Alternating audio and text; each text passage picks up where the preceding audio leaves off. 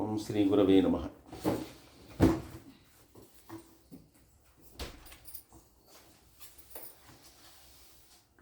భ్రాజిష్ణుర్భోజనం భోక్తా సహిష్ణుర్జగదాదిజః అనఘో విజయో జేత విశ్వయోని పునర్వసు. మొట్టమొదటి భ్రాజిష్ణవే నమః అనేటటువంటి మంత్రం. విష్ణు అనేటటువంటి దానికి అంటే విష్ణుం జిష్ణుం వషట్కారో అని మొట్టమొదటి మంత్రం. జిష్ణుం అనేటటువంటి దానికి కూడా ఇదేంటంటే ప్రకాశింపజేసేటటువంటిది అనేటటువంటి అర్థం. సో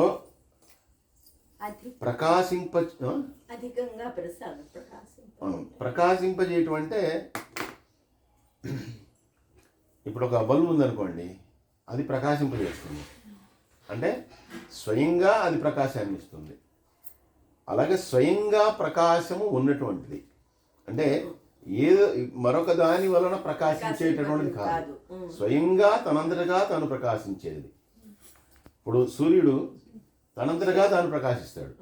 మిగిలినటువంటివన్నీ కూడా ఏంటంటే సూర్యుడి నుంచి తీసుకున్న తర్వాత అవి ప్రకాశిస్తూ ఉంటాయి తప్పితే సూర్యుని యొక్క ప్రకాశం లేకపోతే అవి ప్రకాశించవు. సూర్యుడి ప్రకాశం వల్లే చంద్రుడు, నక్షత్రాలు, మిగిలినవన్నీ నక్షత్రాలు ఇవన్నీ కూడా స్వయం ప్రకాశకుడు ఆయనంతటా ఆయన. అలాగే సాక్షాత్తు శ్రీమన్నారాయణుడు కూడా సర్వమును సమస్తాన్ని కూడా ప్రకాశింపజేయగలిగినటువంటి వాడు. సర్వమును ఎలా ప్రకాశింపజేస్తాడు అంటే ఆయన అవసరమైనప్పుడు అవసరమైనట్లుగా అవసరమైనటువంటి రూపాలను ధరించి అవసరమైనటువంటి గుణాల్లో ప్రకటితులైతూ ఆయన ఉజ్వలంగా ప్రకాశిస్తూ ఈ విశ్వం అంతటిని కూడా ప్రకాశింపజేసేటటువంటి వాళ్ళు. ఆ ప్రకాశం ద్వారా అందరికీ ఆనందాన్ని కలుగజేసి అందరికీ ఆనందాన్ని కూడా కలుగజేసేటటువంటి వాడు. భోజనాయ నమః మనకి ఇది శివసహస్రనామంలో కూడా వచ్చింది. భోజనము అనేది ఒక శ్లోకంలో వస్తుంది. భోజనము అంటే అనుభవించుట అనేటటువంటి అర్థాన్ని చెప్తున్నారు. అంటే మనం భోజనము అంటే కేవలం మనం తినేటటువంటి పదార్థాలు కాదు, అంటే ఆ పదార్థాలకి భోజనం అనేటటువంటి పేరు కాదు. ఏది తీసుకున్నా కూడా దాని తర్వాత ఏమవుతుంది, ఒక అనుభవం వస్తుంది. మనకి ఏమని అనుభవం వస్తుందంటే మనకి నిండింది, లోపల నిండిపోయింది, ఇంకా ఖాళీ లేదు అనేటటువంటి అనుభవం వస్తుంది. అలాగా ఈయనకి ఆ అర్థం ఎందుకు ఇచ్చారంటే భోజనాయ నమః అని ఎవరైతే ఆయన్ని ఉపాసిస్తారో వాళ్ళందరికీ కూడా తృప్తిని కలుగజేసి వాళ్ళందరూ కూడా సంతోషపడేట్లుగా చేసేటటువంటి వాడు. వాళ్ళందరూ కూడా అటువంటి అనుభవాన్ని పొందుతారు. ఎవరైతే ఆయన యొక్క ఉపాసకులు ఉంటారో ఆయన తన యొక్క స్వరూపం ద్వారా కానీ తన యొక్క విభూతి ద్వారా కానీ వాళ్ళందరినీ కూడా ఆనందింపజేస్తూ వారందరికీ కూడా అటువంటి అనుభవాన్ని కలుగజేసేటటువంటి వాడు. కాబట్టి భోజనాయ నమః. తర్వాత భోక్త్రే నమః. భోక్త అంటే మనం ఏదైనా చేసినప్పుడు మనం ఎవరినైనా భోక్తలుగా పిలుస్తాం. భోక్తలుగా పిలవటం అంటే మనం ఆయనకి ఆ వచ్చినటువంటి వ్యక్తికి తృప్తికరంగా మనం ఏదైనా ఇస్తాం. ఏదైనా ఇవ్వటం అంటే మనం భోక్తల్ని ఎందుకు పిలుస్తాం అంటే భోజనం చేయడానికి పిలుస్తాం. మన ఇంట్లో భోజనానికి మన ఇంట్లో ఏదైనా తల్లిదండ్రుల యొక్క పితృకార్యంలో జరిగినప్పుడు భోక్తగా వారిని పిలుస్తాం. వారిని పిలిచేది కూడా ఏంటంటే వారి రూపంలో పిలవం. మనం విశ్వదేవుడు పితృదేవతలు ఆ రకంగా పిలిచి వాళ్ళు ఆహ్వానించి కూర్చోబెట్టిన తర్వాత వాళ్ళకి తృప్తి కలిగేట్లుగా మనం వాళ్ళకి ఇస్తాం. వాళ్ళు ఇచ్చిన తర్వాత వాళ్ళు అవన్నీ తీసుకునేప్పుడు కూడా వాళ్ళు ఒక మంత్రాన్ని చెప్తారు. వాటన్నిటిని కూడా ఎప్పుడైతే భోజనానికి కూర్చున్నారో భోజనానికి అవపోసన వడ్డించిన తర్వాత అంటే భోజనాన్ని స్వీకరించడాన్ని చెప్పిన తర్వాత తృప్తాస్మా అనేటటువంటిది అంటే నేను దీన్ని తీసుకున్న తర్వాత నేను తృప్తి చెందుతాను అని చెప్పి భోజనం అయిన తర్వాత కూడా మళ్ళీ అటువంటి దాన్ని చెప్తారు. మీరు ఇచ్చినటువంటి దానిని నేను తీసుకుని నేను తృప్తి చెందాను అని. అలాగా వాళ్ళని భోక్త అంటారు. ఈయన భోక్త్రే నమః అంటే ఈయన మనము ఇచ్చేటటువంటి ఫలము కానీ పుష్పము కానీ తోయము కానీ ఏదైతే అది భక్తులు సమర్పించేది ఏదైనా కూడా దాన్ని స్వీకరించి మనం ఇచ్చేటటువంటి ద్రవ్యాలు ఏవైతే ఉన్నాయో పూజా పదార్థాలు ఏవైతే ఉన్నాయో వాటన్నిటిని కూడా స్వీకరించి ఆ భక్తులని ఆ రకంగా అనుగ్రహించేటటువంటి వాడు. అందుకని భోక్త్రే నమః. సహిష్ణవే నమః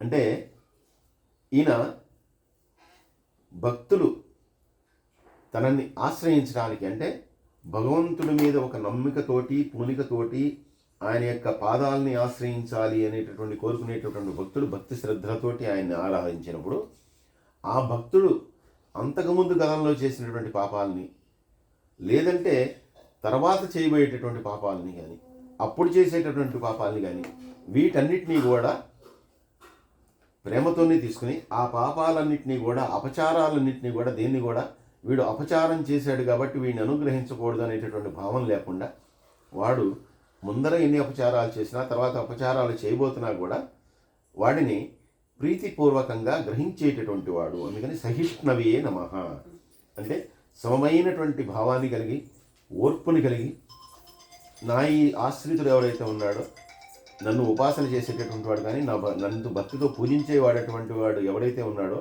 అతడు గతంలో అనేకమైనటువంటి పాపకార్యములు చేసినా ఇక నుంచైనా తన యొక్క బుద్ధిని మార్చుకుని వివేకంతో ప్రవర్తించి అటువంటివి చేయకుండా ఉంటాడు అనేటటువంటి ఒక పరితపూర్వకమైనటువంటి ఒక దీనితోటి, ఓర్పుతోటి వాడిని క్షమించి వాడిని తన దగ్గరికి చేర్చుకునేటటువంటి వాడు, అనుగ్రహించేటటువంటి వాడు. జగదాదిజాయ నమః.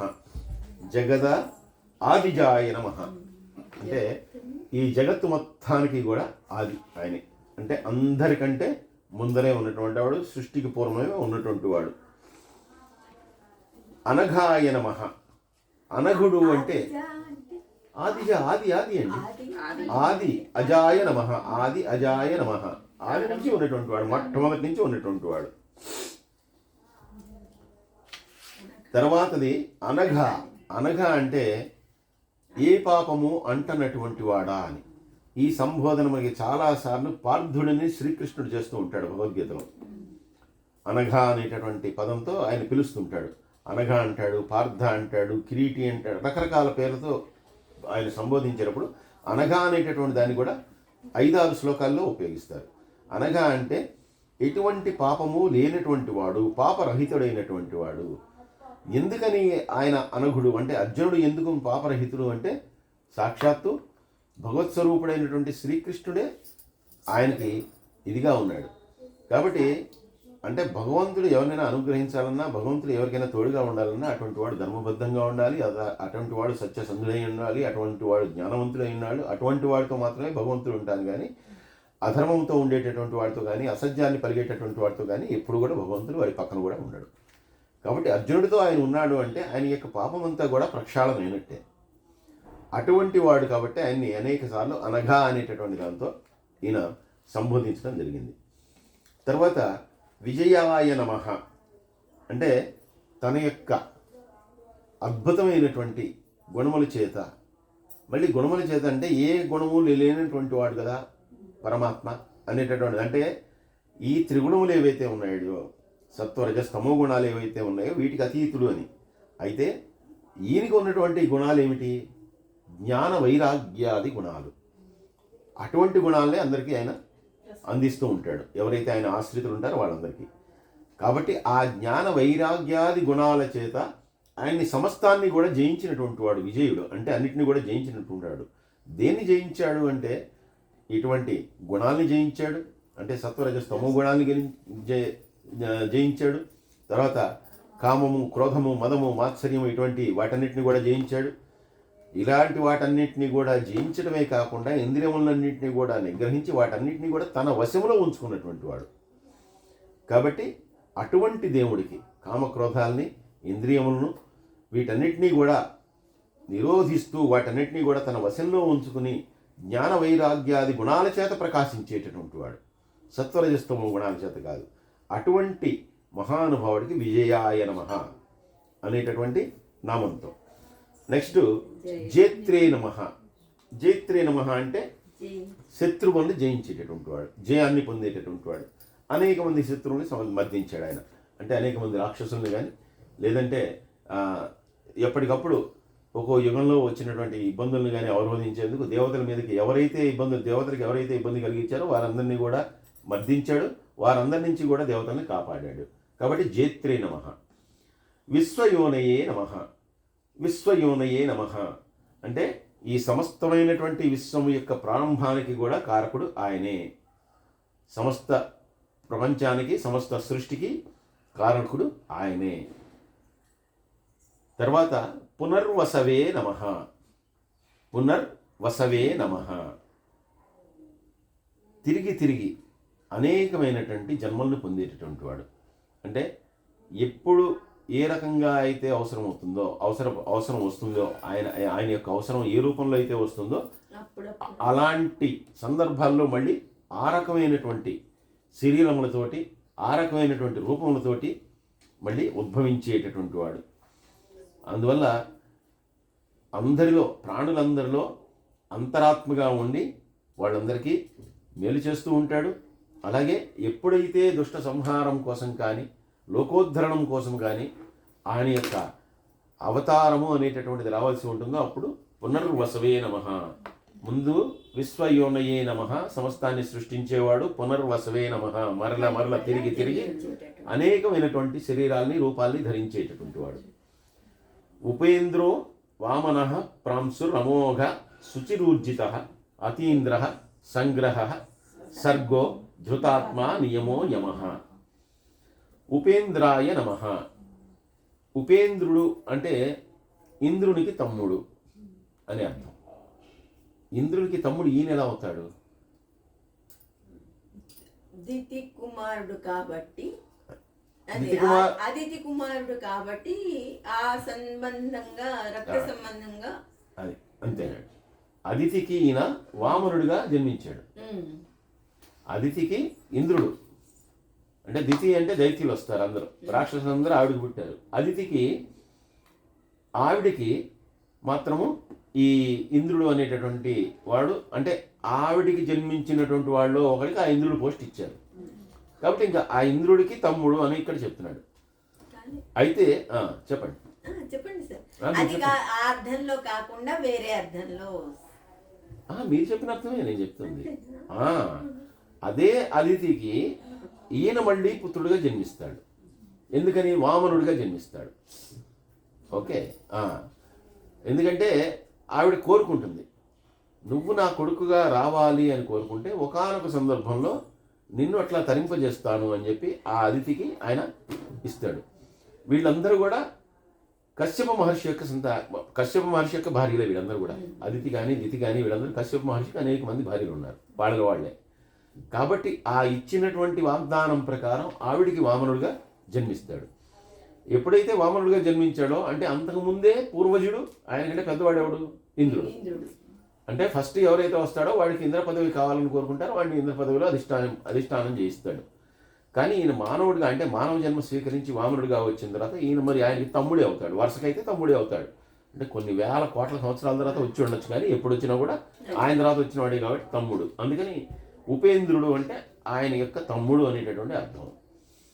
వామనాయ నమః. వామనావతారంలో అందరినీ ఉద్ధరించినటువంటి వాడు, వామనావతారంలో వచ్చినటువంటి పరమాత్మ కాబట్టి అటువంటి ఆ వామనావతారంలో ఉద్భవించి జనాలందరినీ కూడా ఉద్ధరించినటువంటి ఆ పరమాత్మకి నమస్కారం అని.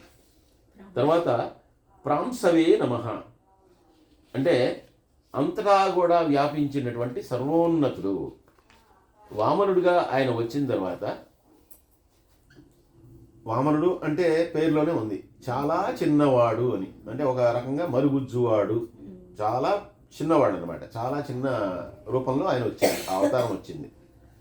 అటువంటి రూపంలో వచ్చింది కాబట్టి బలిచక్రవర్తి దగ్గరికి వెళ్ళి 3 అడుగులు నేల కావాలంటే ఆయన నవ్వుకుని 3 అడుగులు ఏంట్రా బాబు, 30 ఎకరాలు ఇస్తాను, 300 ఎకరాలు ఇస్తాను, కావాలంటే తీసుకో అన్నాడు. లేదంటే కనుక అప్పుడే ఈయన విరాట్ స్వరూపంతో వస్తే కనుక ఈయన కనుక్కుంటాడు, ఆయన ఇవ్వడు. కాబట్టి ఆయన దగ్గర తీసుకోవటానికి ఒక మరుగుజ్జు రూపంలో వచ్చాడు. ఆయనే పాపం బతిమలాడతాడు, ఇంకేదైనా తీసుకో, మరి 3 అడుగులు నేడు అంటే ఎంత ఉన్నాయి, నీ కాళ్ళు ఎంత ఉన్నాయిరా బాబు, నీ కాళ్ళని చూస్తే ఏమొస్తుందంటే అప్పుడు ఇచ్చిన తర్వాత అసలు ఆయన రూపాన్ని చూపించాడు. అలా వామనుడిగా వచ్చినటువంటి వాడు ప్రాంశవే నమః విశ్వం అంతా కూడా వ్యాపించేశాడు తన యొక్క 3 అడుగులతోటి. ఇంకా ఖాళీ ఎక్కడ లేదు. అందుకనే 3వ అడుగు ఎక్కడ పెట్టాలంటే బాబు ఇంకెక్కడ ఖాళీ లేదు కాబట్టి ఇప్పుడు ఉన్నది అన్నీ ఇచ్చేశాడు, ఉన్నవన్నీ ఇచ్చేశాడు. ఒక అడుగు ఇక్కడ పెట్టాడు, ఒక అడుగు అక్కడ పెట్టాడు, అన్ని 7 14 అయిపోయినాయి. ఇంకేముందంటే ఈయన దగ్గర ఏమీ లేదు. 7 ఇచ్చేసినప్పుడు ఈయన రాజ్యం పోయింది, ఈయన భార్య పోయింది, అన్నీ పోయింది. మిగిలింది ఏమిటంటే కేవలం నా శరీరం. కాబట్టి నా శరీరంలో ఉన్నటువంటి తల ఏదైతే ఉందో అదే అన్నిటికంటే గొప్పది. కాబట్టి నా శరీరం, నా తలకాయ మీద నీ కాలు పెట్టి 3వ కాలు అక్కడ పెట్టి అన్నాడు, పెట్టాడు. అది తర్వాత అమోఘాయ నమః. అమోఘము అంటే గొప్పది అనేటటువంటి అర్థం. అమోఘము అంటే గొప్పది. మనం కూడా చాలా ఇది అమోఘంగా ఉంది అంటాం. అలాగే ఇక్కడ వ్యర్థము కానిది అనేటటువంటి అర్థాన్ని కూడా ఇస్తారు. అందుకని ఆయన ఏది చేసినా కూడా అమోఘమే. ఆయన వ్యర్థమైనటువంటి పనులు, మనం చేసేటటువంటి వ్యర్థమైనటువంటి పనులు ఆయన ఏమీ చేయడు. అంటే ఏ అవతారం కూడా ఎంతవరకు ఉండాలో అందుకే అంతవరకే ఉంటుంది. ఒక్క నిమిషం ఎక్కువ ఉండదు, ఒక్క నిమిషం తక్కువ ఉండదు. వస్తాడు, వెళ్ళిపోతాడు. వామనుడిగా వచ్చినటువంటి వాడు ఆయన పుట్టాడు అంటే మళ్ళీ పుట్టాడు, అన్నప్రాసం చేశారు, లేదంటే బారసాలు చేశారు, ఇవేమీ లేవు. పుట్టినటువంటి వాడికి ఆ రకంగా ఆ రూపంలో ఆయన సంకల్పం చేత ఆయన వాళ్ళకి వచ్చాడు. రాగానే ఆ వయసులో ఉన్నాడు కాబట్టి వెంటనే ఆయనకి ఒడుగు చేశారు. ఒడుగు చేయటం ఏంటి, బయలుదేరి వెళ్ళిపోయాడు. ఎప్పుడైతే వెళ్ళిపోయాడో మూడో కాలు ఎప్పుడు పెట్టాడో వెంటనే అవతారం అయిపోయింది, క్లోజ్. అలాగే నరసింహస్వామిగా వచ్చాడు, మళ్ళీ వెళ్ళిపోయాడు. అంటే కేవలం ఏ నిమిత్తం అయితే వస్తాడో ఆ నిమిత్తమే ఉంటాడు, మళ్ళీ ఎక్కువ కాలం ఉండడు. ఎందుకంటే మత్స్యలోకంలో దేవతలు ఎవ్వరు కూడా ఉండాలని కోరుకోరు. మత్స్యలోకంలో ఉండటం అనేటటువంటిది పరమ పాపిష్టి పని అనమాట. ఎందుకంటే ఇక్కడ ఉన్న దగ్గర నుంచి బంధాలు అనుబంధాలు వీటన్నిటితో కొట్టుకుంటుంటాడు, ఇవన్నీ తగిలించుకోవాల్సి వస్తుంది. అందుకని మత్స్యలోకంలో ఉండటానికి అస్సలు ఇష్టపడరు. ఏ అవతారంతో వస్తారో అవతారం పూర్తి చేసుకోగానే వెళ్ళిపోతారు. కానీ రాముడిగా తప్పలేదు కాబట్టే అంత లాంగివిటీ, 11,000 సంవత్సరాలు రాజ్యమే చేశాడు. అంతకు మించి ఇంకో 55 సంవత్సరాలు 60 సంవత్సరాలు ఆయన మొత్తం మీద 11,000 చిల్లర సంవత్సరాలు ఆయన భూమి మీద అంటిపెట్టుకుని ఉండాల్సి వచ్చింది. ఎందుకంటే రావణాసుడు కోరుకున్నటువంటి వరం అటువంటిది కాబట్టి.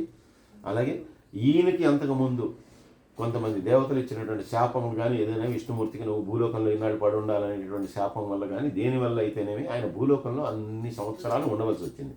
అదే తర్వాత ద్వాపరయుగానికి వచ్చేసరికి ఆయన ఎక్కువ సంవత్సరాలు లేడు, మళ్ళీ 150 సంవత్సరాల లోపలే ఆ కృష్ణ అవతారాన్ని ముగించుకుని ఆయన వెళ్ళిపోయాడు. ఎందుకంటే మత్స్యలోకంలో దేవతలు ఉండటానికి ఎవరు కూడా ఇష్టపడరు. అందుకని ఈయన కూడా అలా వ్యర్థమైనటువంటి పనులు చేయడు.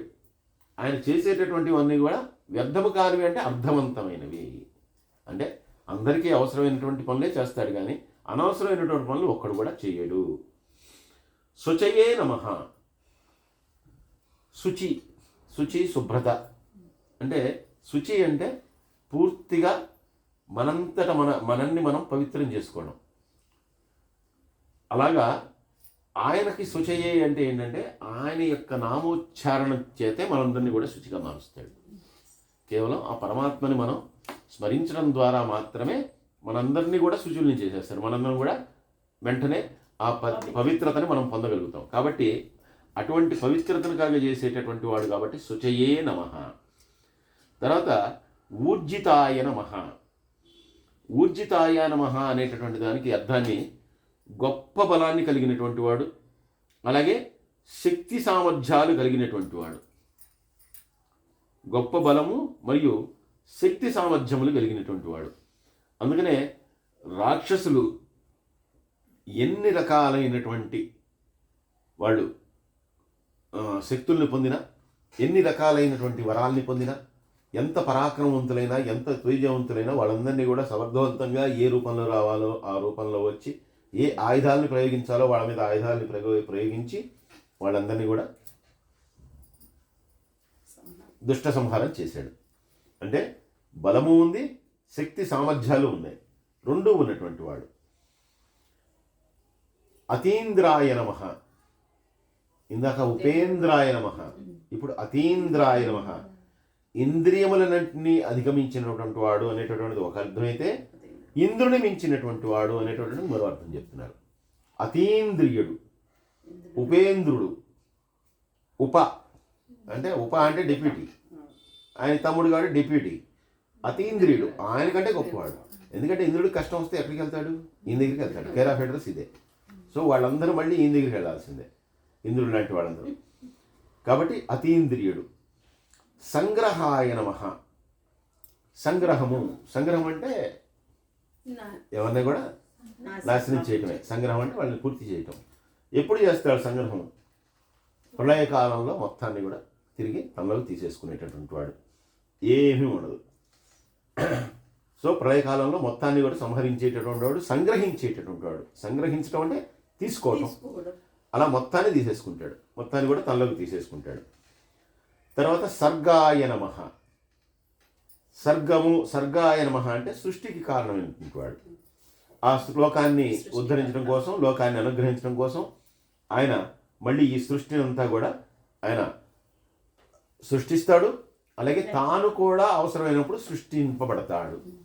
మనకి దీనిలో కూడా చెప్తారు కదా, పరిత్రాణాయ సాధూనాం వినాశాయ చ దుష్కృతాం ధర్మ సంస్థాపనార్థాయ సంభవామి యుగే యుగే. ఎప్పుడు ఏ రూపంలో కావాలంటే ఆ రూపంలో ఆయన వస్తూ ఉంటాడు. తర్వాతది ధృతాయ నమః అంటే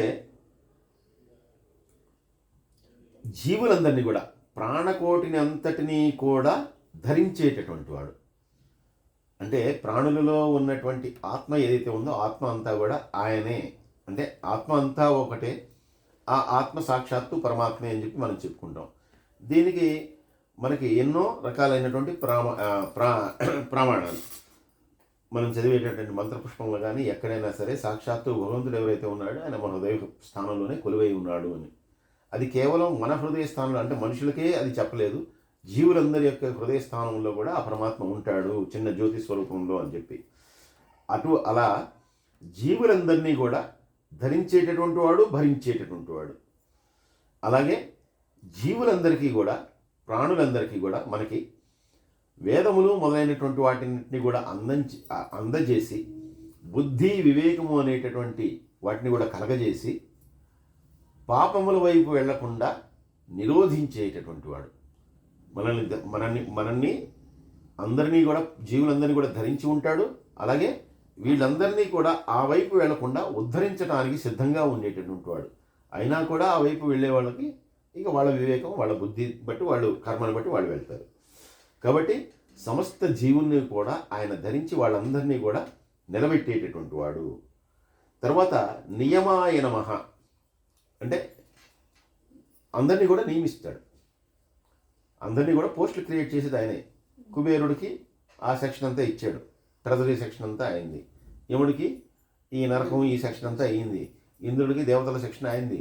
ఎవరికి వాళ్ళకి మళ్ళీ ఎవరి డ్యూటీలు వాళ్ళకి. ఎందుకంటే ఇప్పుడు అందరినీ దేవతలందరినీ సృష్టించిన తర్వాత మళ్ళీ ఎవరికి పనులు చెప్పకపోతే వాళ్ళు పుట్టుకు వస్తారు. అందువల్ల ఎవరి డ్యూటీ వాడిది. బ్రహ్మగారి డ్యూటీ ఓన్లీ సృష్టి చేయటం, శివుడి డ్యూటీ ఒక్కొక్కరికి ఎవరి డ్యూటీ వాళ్ళకి ఇచ్చేశాడు. కాబట్టి ఎవరికి కూడా ఖాళీ ఉండదు, ఎవరు కూడా ఇంకోటి జోలికి రారు. కాబట్టి ఎవరి గోల్లో వాళ్ళు ఉంటారు, ఎవరి డ్యూటీలు వాళ్ళు చేసుకుంటుంటారు. కాబట్టి వాళ్ళందరినీ కూడా అలాగా ఆ రకంగా నియమించినటువంటి వాడు నియమాయ నమః. యమాయ నమః.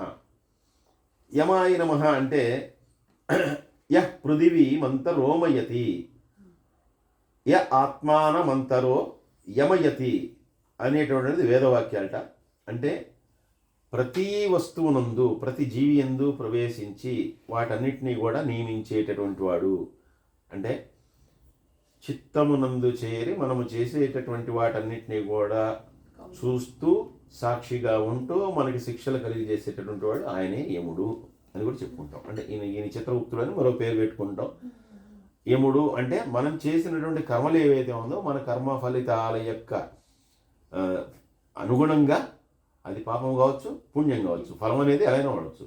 పండు అనేటటువంటిది పండే కానీ అది కులిపోయి ఉండొచ్చు, మంచిగా ఉండొచ్చు, అది కోస్తే కానీ తెలియదు. అలాగే మనం చేసినటువంటి కర్మ ఫలాలు ఏవైతే ఉన్నాయో అవన్నీ ఎప్పుడు తెలుస్తాయి? మనకి చివరికి బ్యాలెన్స్ చేస్తారు. వీడి ప్లస్ ఉంటుంది, మైనస్ ఎంత ఉందని. అలా చూసి దానికి తగినటువంటి శిక్షలు వేసేటటువంటి వాడు ఎవరైతే ఉన్నాడో ఆయనే యముడు. అందుకని యమాయ నమః. వేద్యో వైద్యః సదాయోగి వీరః మాధవో మధు అతీంద్రియో మహామాయో మహోత్సాహో మహాబలః. ఇక్కడ 3 సార్లు మహా మహా మహా అనేటటువంటి పదాలు. అంటే గొప్పది గొప్పది గొప్పది అంటే ఇంకా అంతకంటే గొప్పది ఏది లేదు అన్నప్పుడే ఈ మహా అనేటటువంటి పదాలను ఉపయోగిస్తారు. మొట్టమొదటిది వేద్యాయ నమః.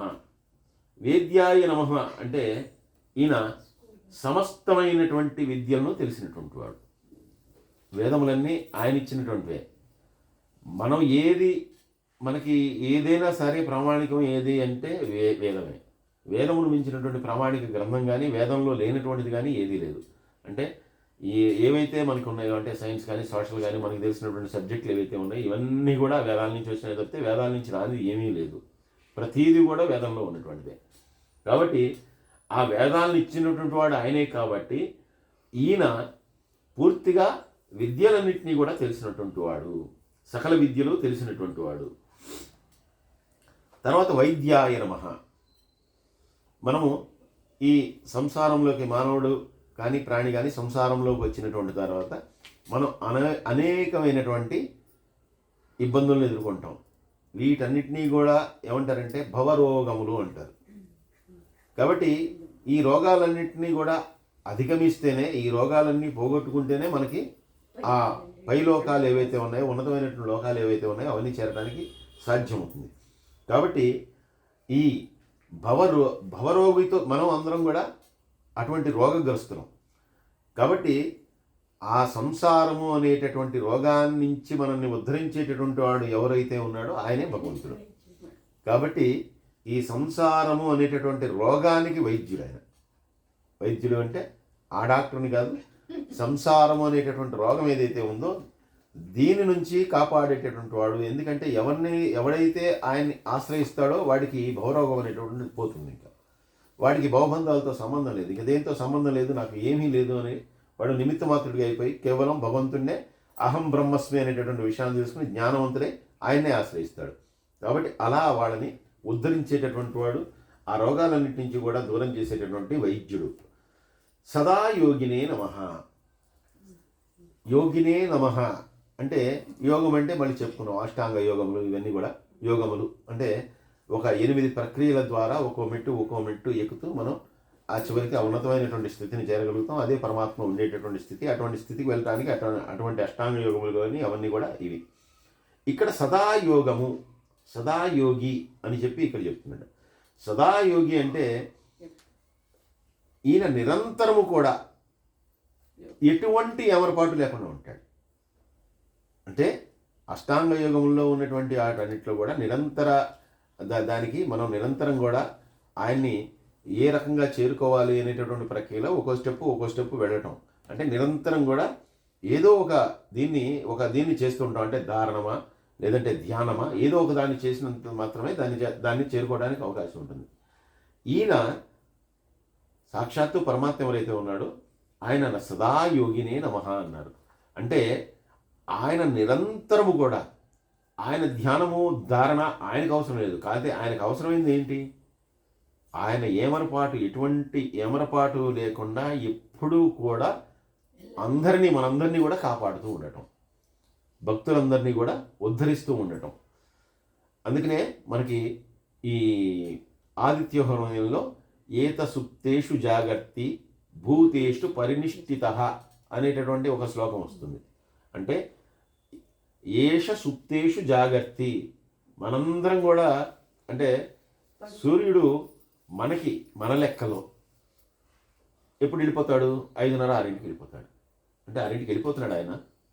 ఎక్కడికి వెళ్ళిపోతున్నాడు? ఎక్కడే వెళ్ళట్లా. ఆయన కెనడాలోనూ అమెరికాలోనూ మొదలు పెడతాడు.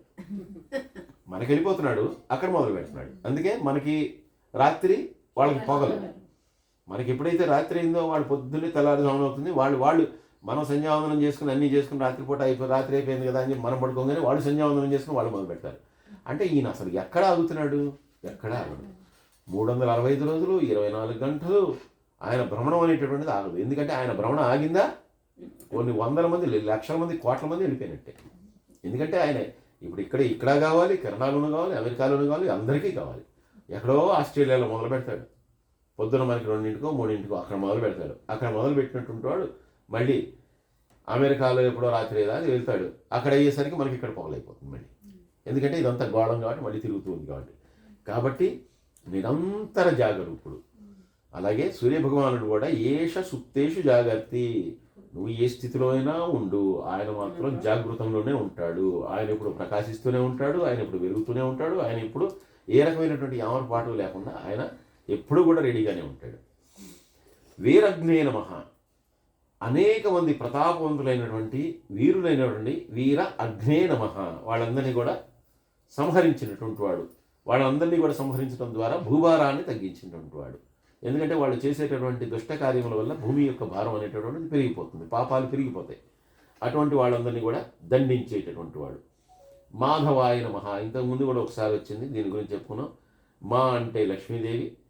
అలాగే మరొక అర్థాన్ని కూడా ఇక్కడ చెప్తున్నారు, విద్య అనేటటువంటి అర్థం కూడా ఉందిట. కాబట్టి మా అనేటటువంటిది లక్ష్మీదేవి, ధవ అనేటటువంటి దానికి భర్త, లక్ష్మీదేవి భర్త కాబట్టి మాధవుడు అనేటటువంటి నామం. అలాగే ఈయన ఇక్కడ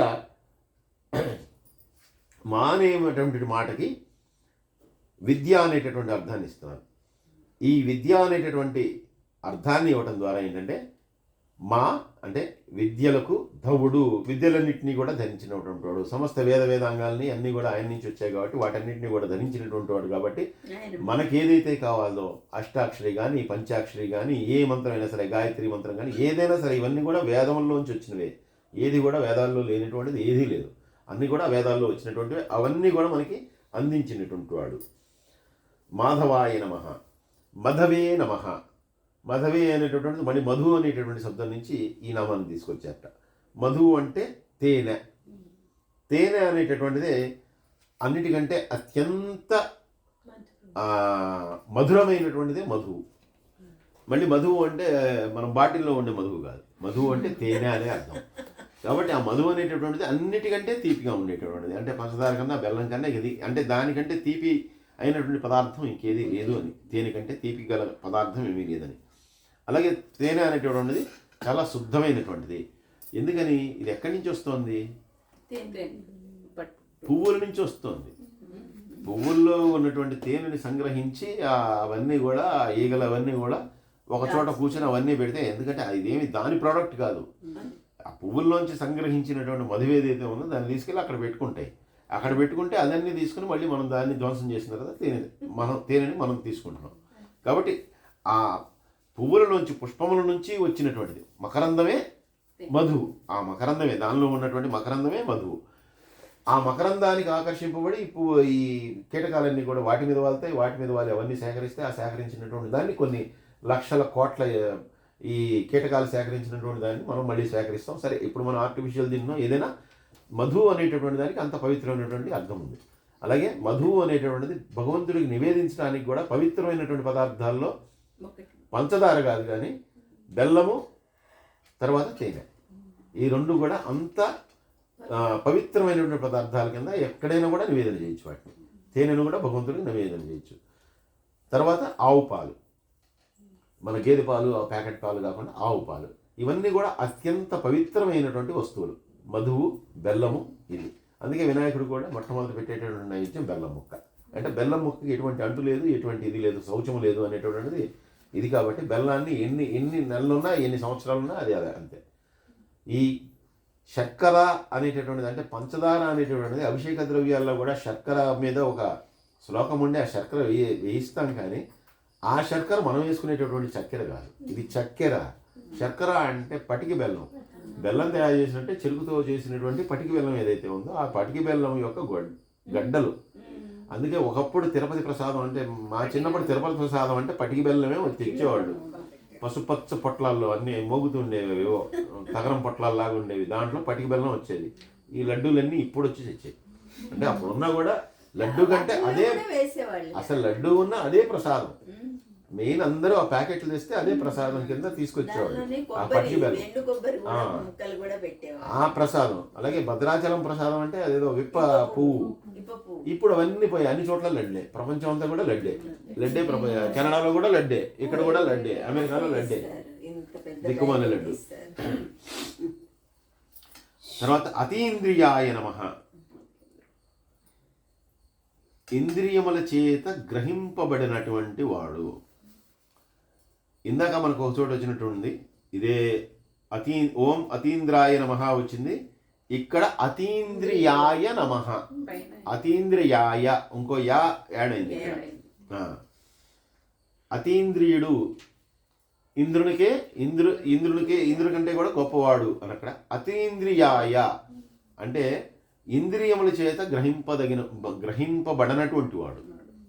ఎందుకంటే మనకు ఉన్నటువంటి ఈ ఇంద్రియములు ఏవైతే ఉన్నాయో, అంటే ఈ పంచేంద్రియాలు ఏవైతే ఉన్నాయో వీటన్నిటి వలన కూడా గ్రహింపబడినటువంటి వాడు, వీటికి అర్థం కానటువంటి వాడు. మహామాయాయ నమః.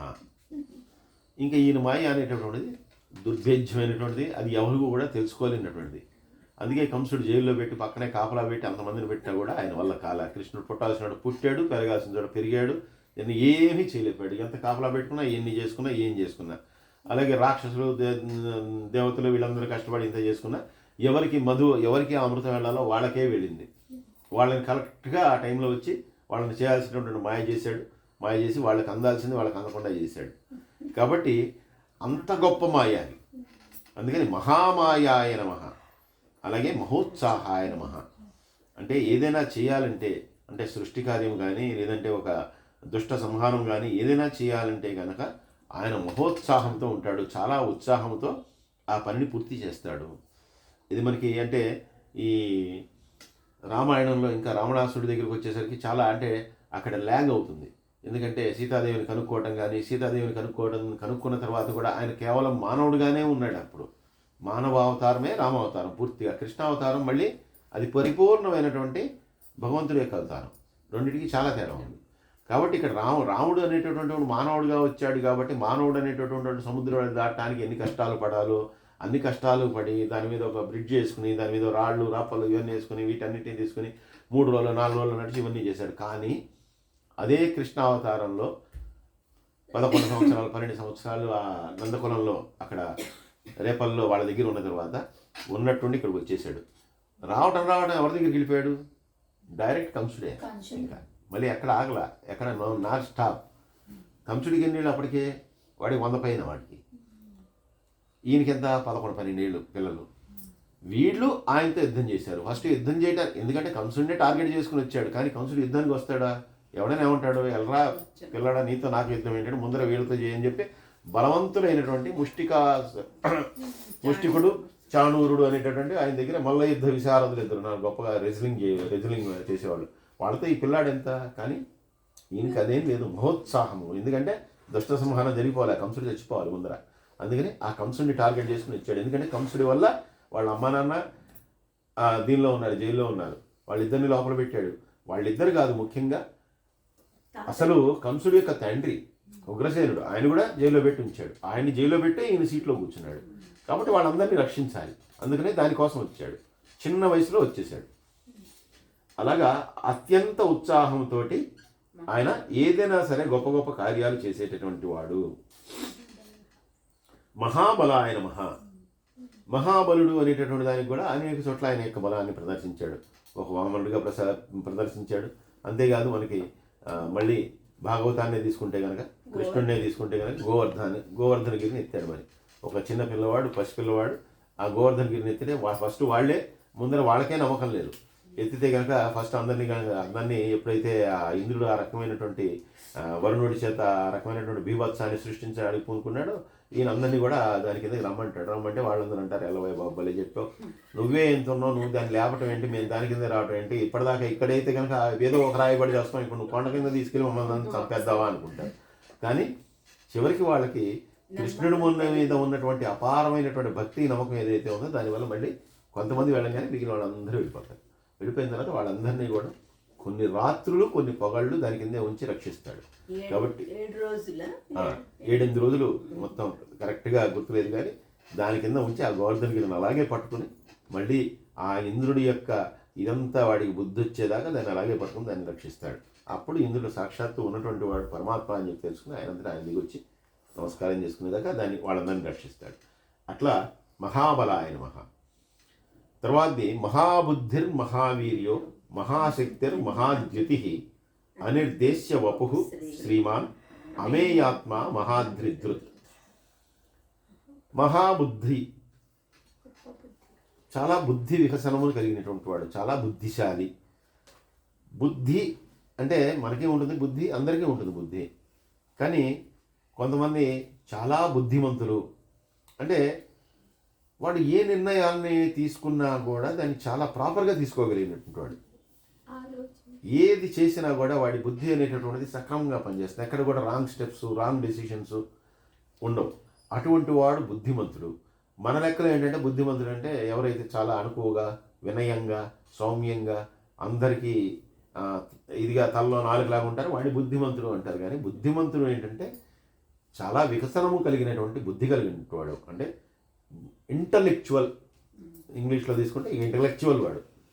అటువంటి వాడు ఎందుకంటే ఆయన దేశకాల స్వభావాలకి తగినట్టుగా ఆయన ప్రవర్తిస్తుంటాడు. ఎప్పుడు ఎలా కావాలో అలా ప్రవర్తిస్తుంటాడు.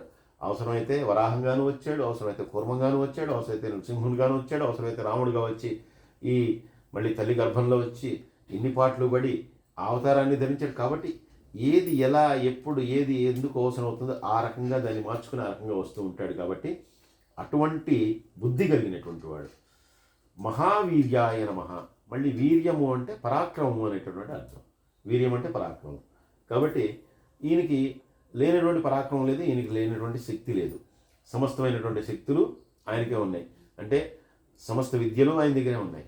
అలాగే ఏ శక్తి కావాలన్నా కూడా అది త్రిశూలం కావచ్చు, పాశము కావచ్చు, లేదంటే ధనుస్సు కావచ్చు, దేన్నైనా ప్రయోగించగలడు. దేనితో అయినా కూడా నేర్పరితనంతో యుద్ధం చేయగలడు, పరాక్రమంతో యుద్ధం చేయగలడు. కాబట్టి ఆ వీర్యము అది కూడా మహావీర్యము, చాలా గొప్ప పరాక్రమం కలిగినటువంటి వాడు. మహాశక్తయే నమః. గొప్ప శక్తి కలిగినటువంటి వాడు. అంటే ఎవరైతే సాధకులు ఉంటారో ఆ సాధకులకి వారికి కావాల్సినటువంటి శక్తిని ప్రసాదిస్తాడు మొట్టమొదట. ఇంతకు ముందు నామాల్లో కూడా ఇలాగ చెప్పుకున్నాం. అంటే ఒక సాధకుడు ఉన్నాడు, నిద్రాహారాలు మాని వాడు సాధన చేస్తూ ఉంటారు.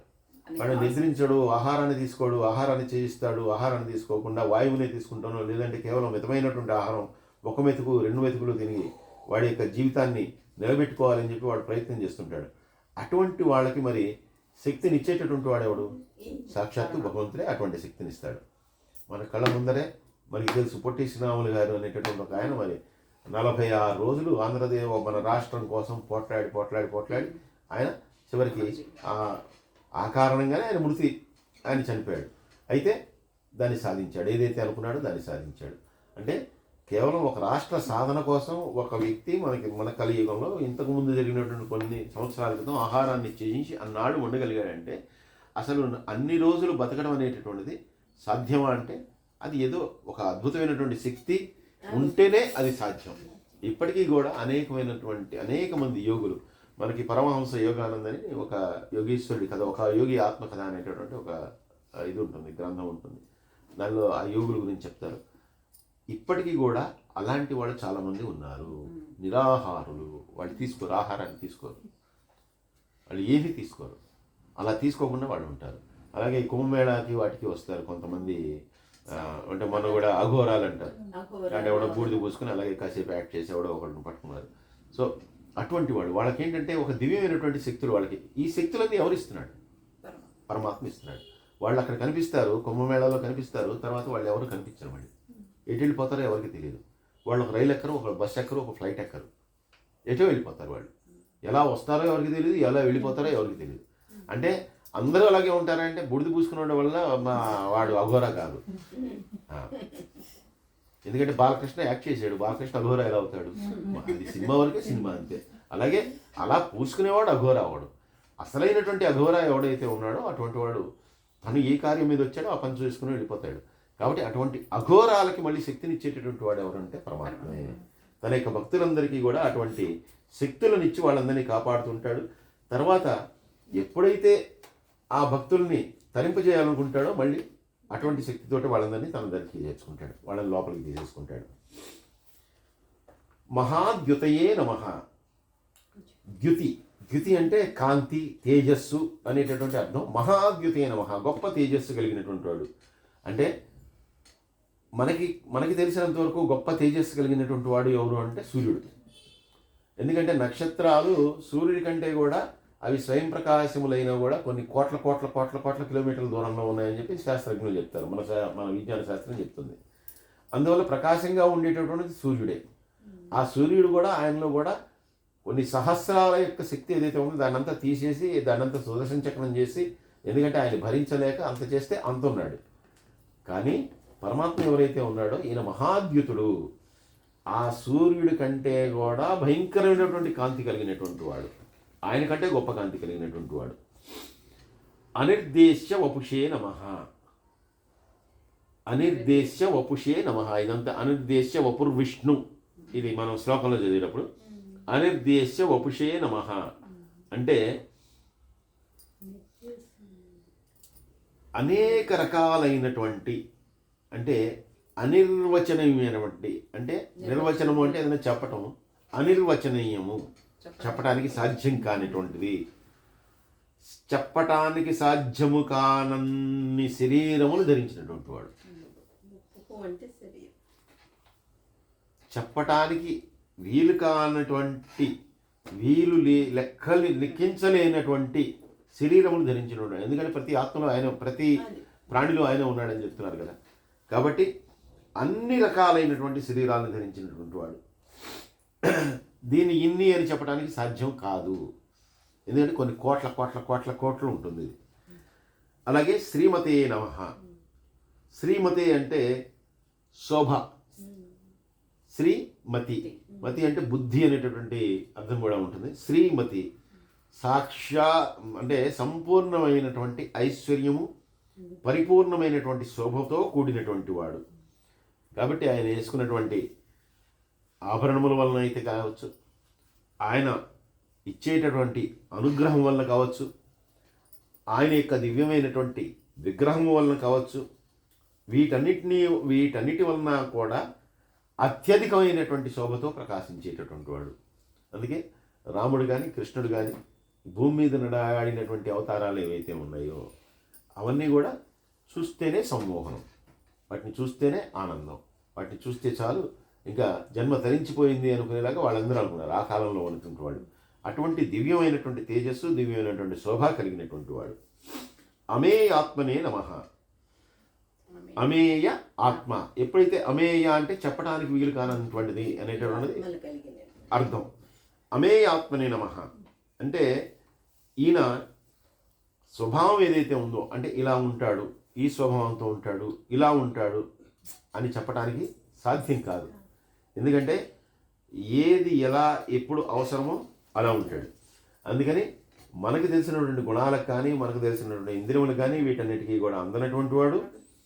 అలాగే వీటన్నిటికంటే కూడా అతీతుడు. స్వభావ సిద్ధంగా మనం ఇలా ఉంటాడు అని చెప్పి మనం నిర్ణయించలేనట్టు. ఒక మానవుడు ఉన్నాడు, ఒక మానవుడికి ఒక స్వభావం ఉంటుంది, ఒక పశువు ఉంటుంది, పశువుకి ఒక స్వభావం ఉంటుంది. కానీ భగవంతుడికి ఏ స్వభావం కూడా మనం చెప్పలేనటువంటిది. ఎందుకంటే ఆయన జంతువుగానే వచ్చాడు, మానవుడుగానే వచ్చాడు, పరిపూర్ణుడైనటువంటి భగవంతుడుగానే వచ్చాడు, అన్ని రకాలుగా వచ్చాడు. కాబట్టి ఎలా కావాలనుకుంటే అలా రాగలడు. కాబట్టి ఆయనకి ఇదే స్వభావము అనేటటువంటిది ఎవరు కూడా నిర్వచించలేరు, దాన్ని ఎవరు కూడా చెప్పలేరు. మహాద్రిధ్వతే నమః. మహాద్రి, అద్రి అంటే కొండ. మహాద్రి గొప్పదైనటువంటి కొండని మోసినటువంటి వాడు. ఎప్పుడు మోసాడు? గోవర్ధనగిరి అనేటువంటిది ఒక పిల్ల పర్వతం, అంటే చాలా బుడ్డది. అది కాదు, ఈ సముద్ర మదనం చేసేటటువంటిప్పుడు ఈ క్షీరసాగర మదనాన్ని చేసేటప్పుడు అమృతం కోసం మరి ఒక పెద్ద సముద్రాన్ని తెచ్చి దాంట్లో పడేయాల్సి వచ్చింది. ఎందుకంటే దాన్ని పట్టుకునే కవ్వంలాగా వాళ్ళు కలిసి చేశారని. వాసుకు అనేటటువంటిది అన్ని అంతకుముందు తరించాడు కాబట్టి ఆ వాసుకుని పిలిచి దాన్ని ఆ రకంగా తాడులాగా ఉపయోగపడమంటే అది తాడులాగా ఉపయోగం. ఈ మందర పర్వతం ఎక్కడ ఉందంటే ఎక్కడో ఉంది. సముద్రంలో ఎందుకు ఉంటుంది? సముద్రంలో పర్వతాలు ఏమి ఉండవు. ఈ మందర పర్వతం అనేది ఎక్కడో ఉంది. ఈయన చెప్తే ఆ మందర పర్వతాన్ని తీసుకొచ్చిన వాడు ఎవడు? గరుత్మంతుడు తన భుజాలు మోసుకుంటూ ఆ భయంకరమైనటువంటి పర్వతాన్ని తీసుకొస్తే కనుక ఆ పర్వతాన్ని నీటిలో పడేస్తే అది మునిగిపోతుంది. నీళ్ళలో బరువు మునిగిపోతుంది కాబట్టి మునిగిపోతుంది. పట్టుకోండిరా లేపండిరా అంటే ఎవరు చెప్తాడు? వీళ్ళ వల్ల కావట్లేదు. ఇన్ని కోట్ల మంది రాక్షసులు, ఇన్ని కోట్ల మంది దేవతలు, దాన్ని ఎవరు చేయలేకపోతే అప్పుడు కూర్మావతారంలో వచ్చి ఆయన తన యొక్క వీపు మీద దాన్ని నిలబెట్టి, సరే నా వీపు మీద దాన్ని నిలబెట్టాను కాబట్టి మీరు చిలకండి అన్నాడు. అంటే ఒక భయంకరమైనటువంటి కొండ అయితే ఉందో అది తన యొక్క మూపు మీద నిలబడి మళ్ళీ దానికి చలనం కలగజేస్తున్నారు వాళ్ళు. ఇటు అటు తిప్పుతున్నా కూడా, అంటే దాని యొక్క ఎప్పుడైనా సరే అలా కలగజేస్తుంటే దాని యొక్క బలం రెట్టింపు అవుతుంది, దాని యొక్క బరువు రెట్టింపు అవుతుంది. అలాంటి స్థితిలో కూడా దాన్ని మోసినటువంటి వాడు కాబట్టి మహాద్రిధ్వతే నమః. ఎంత గొప్ప భారాన్నైనా కూడా మునిగలిగినటువంటి వాడు. మహేశ్వాసో మహీభర్త శ్రీనివాస శతాంగతి అనిరుద్ధ సురానందో గోవిందో గోవిదాంపతి.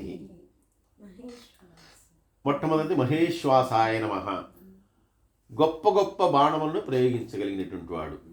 ఆయన యొక్క ఆయుధం కూడా శారంగధనస్సు. అలాగే రాముడుగా వచ్చినప్పుడు కోదండం. ఎక్కడికక్కడ ఆయనకి ధనస్సులు ఒక పేరుతో పిలువబడేటటువంటి ఆయుధాలను ధరించినటువంటి వాడు. ఆ బాణముల్ని అద్భుతంగా ప్రయోగించేటటువంటి నేర్పు కలిగినటువంటి వాడు. ఎందుకంటే దాంతో మరి రాక్షస సంహారం చేయగలి కాబట్టి ఆ గొప్ప బాణ ప్రయోగాన్ని చేయగలిగినటువంటి వాడు పరమాత్మ. మహీభర్త్రే నమః అంటే ఇందాకటిది మహాద్రిద్వతే నమః, భయంకరమైనటువంటి గొప్పదైనటువంటి మందర పర్వతాన్ని మోసినటువంటి వాడు. ఇక్కడ మహీభర్త్రే నమః, భూమిని అంతటినీ కూడా ఉద్ధరించినటువంటి వాడు. ఎప్పుడు ఉద్ధరించాడు? భూమి అంతా కూడా వాడు ఒక రాక్షసుడు తీసుకెళ్ళిపోయి దాన్ని చాపచుట్లా చుట్టేసి నీటిలోకి తీసుకెళ్ళిపోయి ఎక్కడో పాతాళంలో పెడితే కనుక దాన్ని అంతా కూడా వరాహ రూపంలో తన కోరల మీద తీసుకొచ్చి మళ్ళీ భూమిని అంతటిని కూడా తీసుకొచ్చి బయట పెట్టినటువంటి వాడు. కాబట్టి మహీభర్త్రే నమః.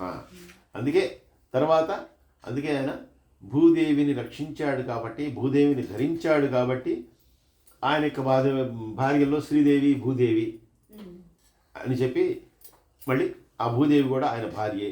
అంటే ఇద్దరు భార్యలు, అంటే లక్ష్మీదేవి ఒక భార్య, ఈవిడ ఒక భార్య, ఆవిడ శ్రీదేవి, ఈవిడ భూదేవి అనేటటువంటి మాట వస్తుంది. తర్వాత శ్రీనివాసాయ నమః, శ్రీ నివాసాయ నమః అంటే లక్ష్మీదేవి నివాస స్థానమైనటువంటి వాడు. వాళ్ళ ఇంట్లోనే ఉంటుంది కదా వాళ్ళ ఆవిడే లక్ష్మీదేవి. కాబట్టి అన్ని బ్యాంకులు ఆయనదే ఉన్నట్టే. ఇంకా ప్రపంచంలో ఉన్నటువంటి గొప్ప గొప్ప బ్యాంకులు కూడా ఆయనవే. అటువంటి వాడు. సంతాంగతయే నమః, సతాంగతయే నమః అంటే సతాం గతయే నమః, సత్పురుషులు ఎవరైతే ఉన్నారో వాళ్ళందరికీ కూడా గతయే నమః, ఆయనే దిక్కు. ఎవరైతే సత్పురుషులు ఉంటారో వాళ్ళందరికీ దిక్కు ఆయనే. కాబట్టి అటువంటి మహానుభావుడికి నమస్కారం. అనిరుద్ధాయ నమః, అనిరుద్ధుడు అనేటటువంటి ఆయన కృష్ణుడి యొక్క మనవడు, ఆయన పేరు అనిరుద్ధుడు. అనిరుద్ధుడు అనేటటువంటి ఈయన కూడా అంటే ప్రద్యుమ్నుడు అనిరుద్ధుడు వీళ్ళిద్దరి పేర్లు కూడా ప్రశస్తమైనటువంటి నామాల కింద మనకి కేశవ నామాల్లో కూడా వస్తాయి. ప్రద్యుమ్నాయ నమః, అనిరుద్ధాయ నమః అంటే వీళ్ళు కూడా సాక్షాత్తు పరమాత్మ యొక్క మనవలైన, అంటే ఇంకా చాలామంది ఉన్నా కూడా వీళ్ళిద్దరూ కూడా మళ్ళీ పూర్తిగా దైవత్వంతో అంశాలతో వచ్చినటువంటి వాడు అనిరుద్ధుడును ఈయన. ఈ అనిరుద్ధుడు అంటే దీనికి అర్థం ఎవరి చేత కూడా అడ్డగింపబడినటువంటి వాడు అని చెప్తున్నాడు.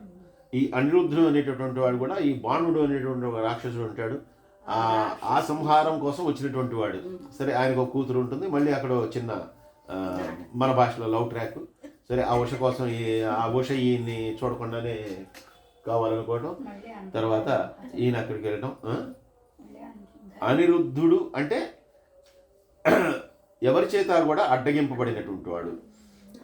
అందువల్ల అటువంటి దేవదేవుడు అనిరుద్ధుడు. అటువంటి అనిరుద్ధాయ నమః, ఆయనకి నమస్కారము. సురానందాయ నమః, సురులకి ఆనందాన్ని కలుగజేసేటటువంటి వాడు.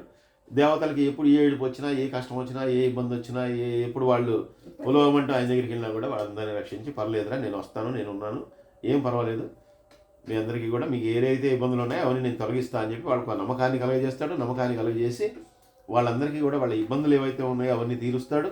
అలాగే ఇంద్రుడు ఎన్నిసార్లు పదవి పోగొట్టుకుంటాడో మళ్ళీ అన్నిసార్లు తీసుకొచ్చి ఆ కుర్చీలో కూర్చోబెడతాడు, బోల్డ్ అన్నిసార్లు. తర్వాత గోవిందాయ నమః,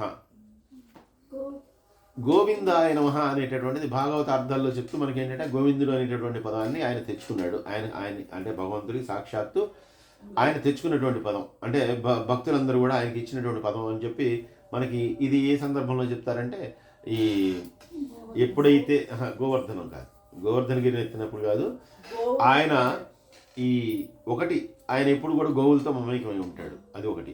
తర్వాత గోవిందుడు ఎందుకు వచ్చిందంటే ఈయన చిన్నప్పుడు బాల్యంలో చేసేటటువంటి ఒక లీల. అదే చిన్నప్పుడు ఈయన తొందరగా ఆ తల్లి దగ్గరికి వెళ్ళి పాలు కావాలని అడగడం, పాలు కావాలని అడిగితే కనుక ఆవిడ కాసేపు ఉండమంటాం, ఈ లోపల ఈయన కొండ పగలు కొట్టడం, కొండ పగలు కొట్టినప్పుడు అదంతా చేయటం.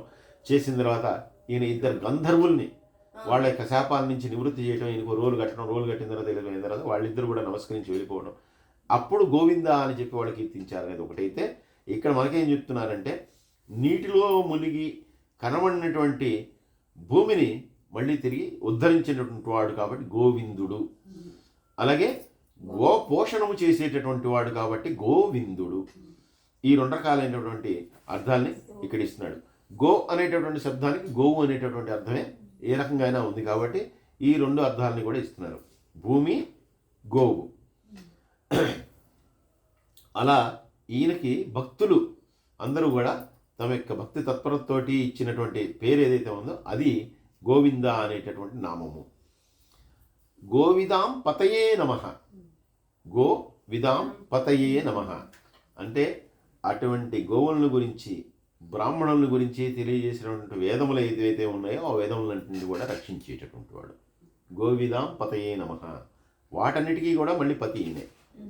అంటే జ్ఞానము కలిగినటువంటి వేదవేత్తలు ఎవరైతే ఉన్నారో వాళ్ళకందరికీ కూడా జ్ఞానం ఎలా వచ్చింది అంటే ఈయన వలన, ఈయన దగ్గర నుంచి వచ్చినటువంటి వేదముల వలన వారికి అటువంటి జ్ఞానం అంతా కూడా వచ్చి వాళ్ళందరూ కూడా ఆ వేదవేత్తలందరూ కూడా ఆ వేదములను అభ్యసించినటువంటి వాళ్ళు కానీ వేదాన్ని తెలుసుకున్నటువంటి వాళ్ళందరూ కూడా లోకాన్ని మళ్ళీ ఉద్ధరిస్తున్నారు.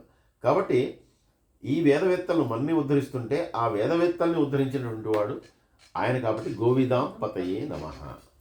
అటువంటి మహానుభావుడికి ఒక నమస్కారం. సర్వే జనా సుఖినో భవంతు, సమస్త లోకా సుఖినో భవంతు. స్వస్తి.